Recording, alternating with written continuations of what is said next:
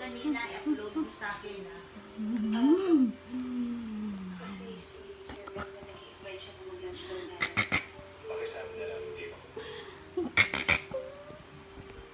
Hindi, naantok. Naantok na yan. Hindi ginawaan siya, oh. Thanks for the heads up.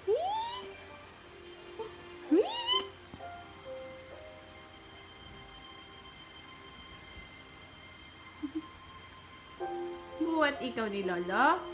Hmm? Ba't yan ni Lolo? Ano po sa ako yan? Siyempre, alam ko paborito mo yan. Kasi lagi nung tinainan mo na.